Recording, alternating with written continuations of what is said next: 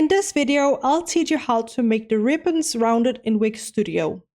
The first step is to go onto your category page in Wix Studio. If you don't know how to access this page, go up in the top left corner up here and click on the drop down menu and select category page. From here, go ahead and click twice in the middle and then click in settings. Go ahead and choose design over here. Go down to ribbons. And as you can see right here, we have ribbon styles. So go ahead and choose a rounded option like this, for example, or like this if you want something with a transparent background. You can also choose how rounded you want your corners to be by going down here to corner radius and adjusting on the slider or writing the pixels. If I, for example, want to have more of a soft square, I could go ahead and lower this, as you can see right here.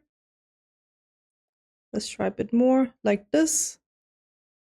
This is like a soft square right now, for example. Or if you want it really round, you can go ahead and increase it fully, like this.